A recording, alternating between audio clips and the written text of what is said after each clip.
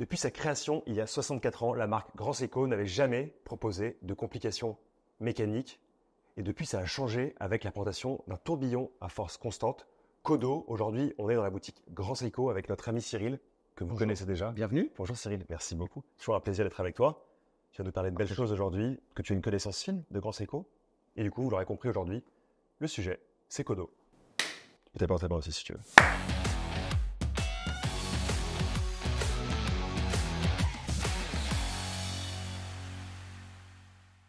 Kodo, c'est une complication mécanique. Kodo, c'est une musique du cœur. Kodo sont des finitions exceptionnelles. Et Kodo, surtout, c'est une Grand Seiko. Et ça, je sais que c'est important de le rappeler parce qu'évidemment, ce n'est pas un produit qu'on a l'habitude de voir. Quand tu as vu l'apparition du concept T0, donc ce concept de mouvement en 2020 de mémoire, qu'est-ce que tu en as pensé? Alors, c'est une très belle pièce. C'est vrai que c'est un peu étonnant en horlogerie de voir l'apparition d'un concept. C'est quelque chose qu'on voit beaucoup dans le domaine de l'automobile. Dans le domaine de l'horlogerie, c'est un peu moins le cas. En 2020, effectivement, pour les 60 ans de la marque, on présente T0, qui est un concept de tourbillon à force constante monté sur un même axe. Et à l'époque, T0 est présenté dans un petit globe et il n'est pas du tout question d'en faire une pièce de vente en réalité. Et puis pendant 2 ans, finalement, on se contente un peu de ce plaisir, du plaisir d'avoir créé cette complication mécanique qui est très belle, certes, mais c'est sûr qu'en 2022, l'arrivée de Kodo, donc la SLGT 003, est accueillie avec une belle surprise, parce que ça met véritablement en valeur la complication mécanique, comme tu l'as dit, la toute première pour Grand Seiko, et puis la pièce la plus exceptionnelle qu'on ait réalisée. Est-ce qu'on pourrait rappeler rapidement, si tu le veux bien, la chronologie? Donc, si je ne dis pas de bêtises, il me semble qu'en 2020, on a le concept T0. Et ensuite, on va avoir l'apparition, au fur et à mesure, pour arriver en 2024, de 2 pièces. Une pièce plus sombre, une pièce plus lumineuse. Est-ce que tu peux juste comme ça, un peu nous refaire rapidement la chronologie, s'il te plaît? Oui, tout à fait. Alors même la chronologie, on peut la faire revenir un petit peu plus loin, parce que c'est en 2012 qu'arrivent les premières idées dans l'esprit du concepteur de Kodo, M. Takuma Kaoshiya. Et donc, il faudra à peu près 8 ans de conception pour en arriver à T0. La première pièce de vente, donc Kodo, qui arrive et qui est présentée à Watches and Wonders en 2022, c'est une pièce qui n'est pas l'identique du concept mouvement. Il a fallu la réduire pour en faire une pièce beaucoup plus confortable au porté. Et de ce fait, il a fallu réinventer la plupart des composants du mouvement. Donc, on présente cette première pièce en 2022. En 2022, elle remporte le Grand Prix d'horlogerie de Genève, également, dans la catégorie chronométrie. Et en 2024, on sort une seconde pièce. Donc la première se voulait être un peu la présentation du crépuscule. La seconde va plus être l'aube. Et ça, ce sont des éléments qu'on va retrouver sur plusieurs éléments esthétiques de chacune de ces 2 pièces, chacune étant proposée en édition limitée à 20 exemplaires. On va parler un peu de complications maintenant. Pour moi, le tourbillon qui a été pensé par Abraham Louis Breguet à la fin du 18e, il essayait de combattre le mal-être des montres de poche à l'époque qui restaient souvent dans la même position dans la poche et du coup qui subissaient des points de gravité importants. Il a voulu supprimer un peu les erreurs de précision en mettant en fait tout l'assortiment, donc encre, roue d'encre et balancier, les faire tourner sur un même axe en 1, 4 minutes, etc. Après ça dépend de ses réflexions. Mais en tout cas, les faire tourner sur un axe pour gommer ces erreurs de marche. La force constante, pour moi, c'est un intermédiaire qui vient de l'idée que quand le barillet transmet de l'énergie dans tous les rouages et vers le balancier, l'énergie n'est pas la même et n'est pas délivrée de manière constante tout au long. Du coup, on envoie un peu d'énergie dans une partie intermédiaire pour que ça délivre une énergie constante derrière. Mais j'ai l'impression que là sur Kodo, tout ça est un peu différent parce que pour la première fois, on a sur le même axe le tourbillon et la force constante. Est-ce que tu peux nous dire en quoi c'est une révolution, une innovation importante dans l'horlogerie? On parle quand même d'une innovation qui n'a jamais été vue auparavant. Comment tu vois ça, toi? Oui, alors effectivement, tu l'as bien rappelé, hein, le tourbillon se veut un peu le défenseur de la précision de la montre face aux effets de la gravité et surtout des différences de réglage qui peuvent exister entre différentes positions et qui deviennent prépondérantes lorsqu'on portait la montre dans la poche. Il est sûr qu'aujourd'hui, avec le développement des matériaux, avec le fait qu'on porte notre montre au poignet, le tourbillon est devenu peut-être un petit peu superflu pour cet impératif de chronométrie. On verra qu'il en est un petit peu différemment pour Kodo. Et puis pour ce qui est de la force constante, effectivement, c'est pour pallier l'irrégularité finalement du couple délivré par le ressort moteur, selon qu'il est entièrement remonté à moitié ou en fin de course. L'imbrication de ces 2 complications sur un même axe Ça permet plusieurs choses. Ça permet surtout de ne pas avoir d'intermédiaire entre la force constante, entre cette force constante qui est délivrée par ce mécanisme, et justement celui qui va l'utiliser, le tourbillon, le régulateur. Et en éliminant tous ces intermédiaires qu'il pourrait y avoir entre les deux, finalement, on élimine les erreurs potentielles entre les deux. La Kodo s'est présentée comme une toute première dans l'horlogerie par son architecture. Alors, Kodo n'est certes pas la toute première pièce horlogère à apporter un tourbillon et une force constante. En revanche, selon cette architecture et surtout son cam, avec un planétaire, c'est pour le coup une première mondiale. Kodo a été par ailleurs fait l'objet de plusieurs brevets dès les premières phases de sa mise en production, en tout cas de sa mise en réflexion en 2013 à peu près. Alors mécaniquement, on se retrouve avec donc ces deux barilets, ces deux ressorts moteurs qui vont fonctionner non pas en série pour offrir plus de réserve de marche, mais en parallèle pour offrir plus de couple, car l'échappement à force constante lui a besoin de ce couple supplémentaire. Et techniquement, c'est finalement un petit ressort qui est monté en toute fin de rouage, qui va être monté, complètement remonté pour le coup, il est monté en tension, et c'est le fait d'essayer de se libérer qui va produire cette énergie constante, parce qu'il va toujours se libérer avec la même énergie et revenir finalement à sa position de départ. Tous les 6 degrés finalement, il revient, il se remonte intégralement. Ce faisant, il sert quelque part de filtre.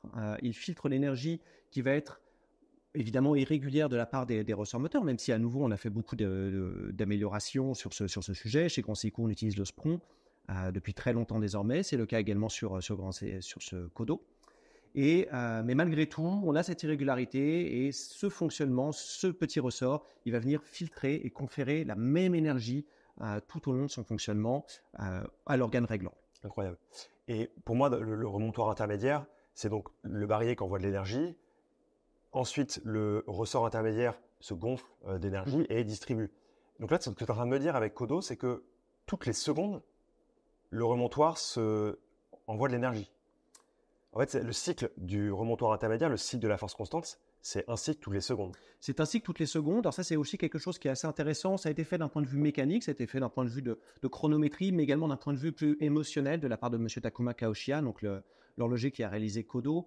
Le but était de caler donc ce tourbillon qui bat déjà à 28 800 alternances par heure, ce qui est relativement élevé pour un tourbillon. Et cet échappement à force constante qui, une fois par seconde, va venir libérer sa force. On entend le planétaire en céramique qui va venir frapper.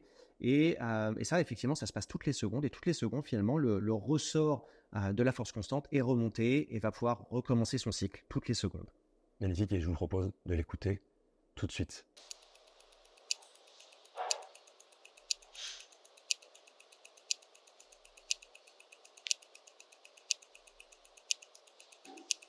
Et pour toi, fondamentalement aujourd'hui, et en particulier avec Kodo, quel est l'intérêt de la force constante par rapport à d'autres types de complications mécaniques qui peuvent apporter le même résultat ou s'approcher du même résultat, c'est-à-dire distribuer l'énergie de façon constante? Alors, il est vrai que comme tu l'expliquais, le tourbillon a peut-être moins son intérêt depuis qu'on porte la montre au poignet. Ça, c'est une certitude. La force constante, pour le coup, a toujours son importance, même si les métaux, même si les alliages se sont beaucoup développés, notamment au cours des dernières décennies. Dans l'histoire de l'horlogerie, on a proposé plusieurs solutions à cette différence de couple. On peut en citer quelques-unes, l'arrêtage notamment.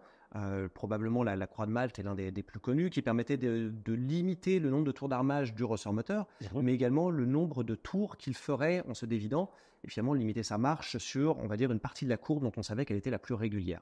C'est intéressant, malgré tout, ça limite la réserve de marche, ce qui est un peu dommage, surtout à une époque où on cherche justement à l'augmenter. On peut également noter la fusée chaîne, qui venait compenser la différence de régularité du couple du ressort moteur par justement une différence de levier. On avait ce cône, cette fusée, dont le bras de levier changeait tout au long des tours que faisait le barillet. Là aussi, intéressant, malgré tout, on apportait une certaine friction, c'était particulièrement compliqué à réaliser, et donc ça venait avec quelques inconvénients également. Parfois même, l'arrêtage et la fusée pouvaient se retrouver sur le même type de fonctionnement. On peut penser au Stackfried également. Ce type de construction, s'il est malgré tout très compliqué à mettre en place, reste plus simple, en tout cas dans son réglage. Et ce type de construction via planétaire, avec cette petite roue, cette petite roue qui va venir faire le tour du système en 1 minute. Cette roue en céramique, c'est celle-ci qu'on entend taper une fois par seconde. Ce type de fonctionnement avec ce ressort qui vient se charger et décharger son énergie par incrément de 6 degrés, par incrément d'1 seconde, vient justement contrecarrer ces deux effets. On bénéficie malgré tout de cette réserve de marche, 72 heures pour Kodo. On a le petit indicateur de réserve de marche par ailleurs à 8 heures, ça c'est très propre à Grand Seiko également. La force constante, elle donnera tout ce qu'elle pourra pendant 50 heures pleines. Au-delà de 50 heures, le couple délivré par les ressorts moteurs ne sera pas suffisant pour alimenter cette force constante qui va progressivement débrider pour finalement suivre la marche du tourbillon après 60 heures. Et c'est la raison pour laquelle, là où une montre mécanique chez Grand Seiko doit prouver sa stabilité pendant 24 heures pleines après son remontage, pour Kodo, on a mis en place un autre système de test qui lui impose la constance de la précision pendant 48 heures après le remontage du fait du fonctionnement de la force constante pendant 50 heures pleines. Donc vraiment le double par rapport à une montre Grand Seiko traditionnelle. Tout à fait. Belle prouesse. Je pense qu'on a fait à peu près le tour de la partie complication, partie pour laquelle vraiment la montre Kodo est exceptionnelle et intéressante. Mais ce qui m'a frappé quand je l'ai découverte la première fois, donc après le concept T0, quand le mouvement avait pris place, donc le mouvement modifié avait pris place dans la montre, c'était vraiment les finitions. On est habitué chez Grand Seiko, et on a déjà fait une vidéo que je vous mets juste ici avec Cyril sur la grammaire du design chez Grand Seiko. Comment est-ce qu'on retrouve, dans une montre qu'on n'a pas l'habitude de voir chez Grand Seiko, et qui est quand même une Grand Seiko, la grammaire du design? Alors c'est une très très bonne question. Effectivement, il est des fois où finalement en horlogerie, on va penser une montre, et on va ensuite penser la façon dont on va imbriquer ce calibre à l'intérieur. Pour le cas de Kodo, le process a véritablement été à l'inverse. On a véritablement commencé sur ce calibre qui a été développé. Comme on disait, les premières idées apparaissent en 2012. Le premier brevet 2013, il y a une phase de prototypage. Quand on réalise que finalement l'intérêt chronométrique est véritable, alors on lance la production finalement de ce premier T0. Et quand on en vient à miniaturiser T0 pour créer ce calibre, le 9ST1, se pose la question de savoir dans quelle pièce l'imbriquer. Et il était important pour cette pièce qui est la plus exceptionnelle de Grand Seiko de ne pas l'intégrer à un modèle de la collection courante. Finalement, on aurait pu penser une 44GS, une 62GS. Ça n'aurait probablement pas été faire justice à cette complication si particulière qu'était Kodo. Et donc, véritablement, la question, le défi s'est posé d'offrir à Kodo un écran à sa hauteur. Ça a été le travail de monsieur Ishihara, Yu Ishihara, qui est donc designer horloger.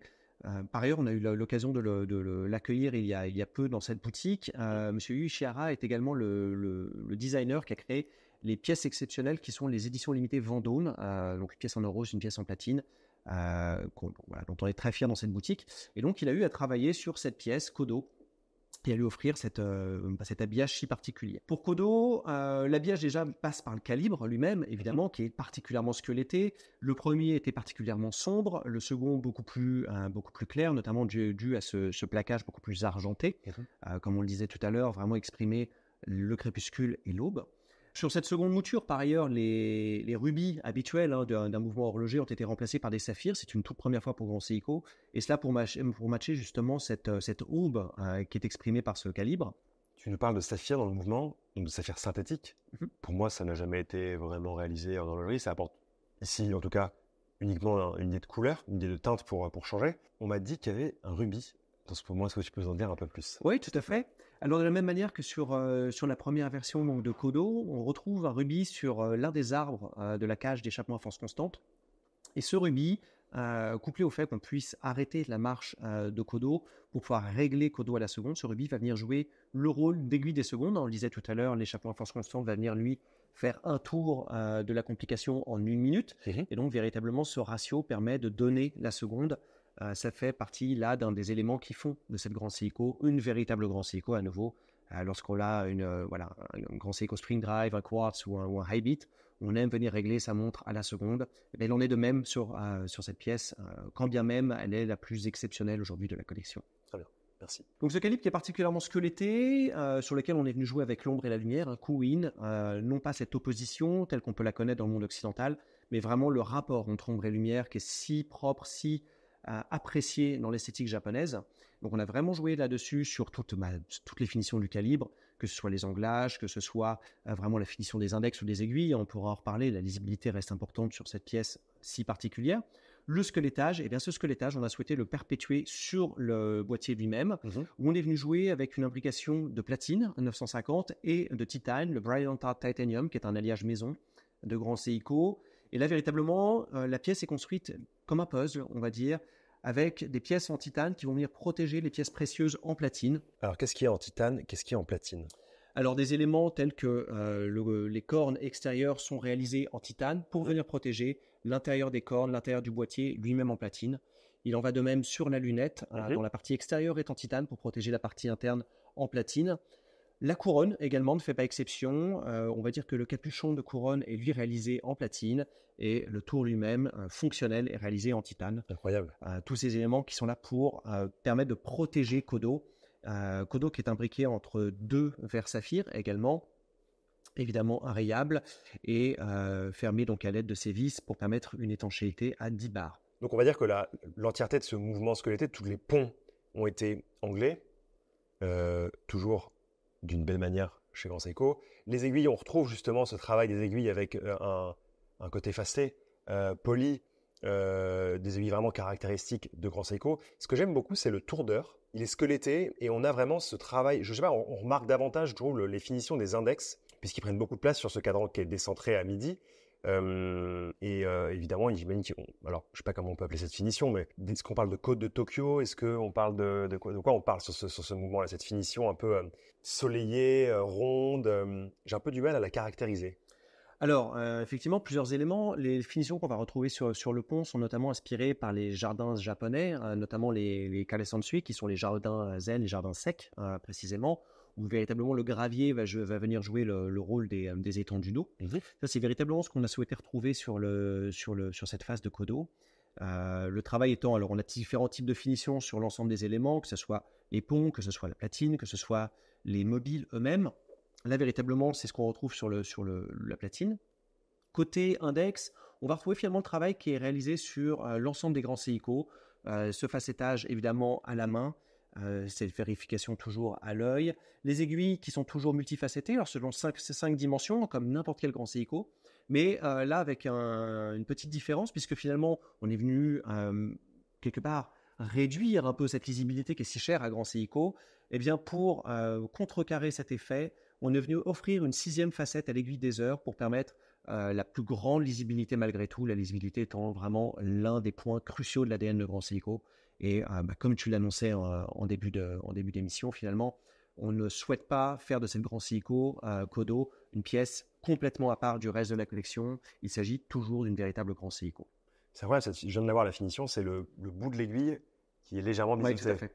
C'est impressionnant. Magnifique finition. On n'a pas encore parlé de quelque chose qui me semble assez évident. Kodo, ça a une signification que je vais te laisser décrire. Et ça a aussi un lien avec le son dont on a parlé tout à l'heure. Et je sais que le son, pour le créateur de cette pièce, pour les créateurs, a une place vraiment centrale. C'est-à-dire l'expérience sensorielle. Je sais aussi, par exemple, on a vu récemment les nouvelles 45 GS. Et je sais que le son du remontage, le cliquetis, il est particulièrement travaillé. Et je mettais un peu en parallèle la fermeture de ces berlines allemandes qui avaient toujours été travaillées aussi pour faire un son exactement pareil, une espèce d'idée de luxe, de confort. Est-ce que tu peux nous parler de ce travail musical et la signification de Kodo, s'il te plaît? Oui, bien sûr. Alors, effectivement, le travail musical, de la même manière que sur notre toute dernière 45 GS, sur le mouvement 9 SA4, on le retrouve déjà au moment où on remonte Kodo. Il y a véritablement cet intérêt. On va le retrouver également, effectivement, au niveau de l'imbrication de la cage de tourbillon et de la cage de l'échappement à force constante. Comme on le disait tout à l'heure, finalement, le tourbillon, lui, a 28 800 alternances et notre échappement à force constante va lui battre une fois par seconde. Quand je dis battre, c'est véritablement le planétaire, cette roue en céramique qui va venir frapper le rubis et qui va produire ce son. Effectivement, M. Takuma Kaoshiya, avant d'être horloger pour Grand Seiko, était musicien professionnel et il souhaitait véritablement, au-delà de l'aspect technique de Kodo, au-delà de la recherche de chronométrie, qui s'inscrit véritablement dans une recherche qui est ancestrale pour Grand Seiko, qui a participé, on le rappelle, mais dans les années 60 au concours des observateurs d'astronomie en Suisse, avec cette recherche toujours la plus poussée de la précision. Finalement, au-delà de cet aspect très technique, il souhaitait apporter un aspect émotionnel, un aspect sensoriel à Kodo. Et c'est chose faite avec le son si particulier qui est dû véritablement à la synergie entre le tourbillon et la force constante. On va entendre le tourbillon qui bat donc plusieurs fois par seconde et l'échappement à force constante qui vient battre une fois par seconde. Et l'imbrication de ces deux sonorités va venir produire le son d'une double croche qui fait véritablement penser à un battement de cœur. Et c'est véritablement la signification de Kodo, comme tu le disais, donc battement de cœur en japonais. Ça, c'est véritablement un des aspects les plus uniques de cette pièce, Grand Seiko.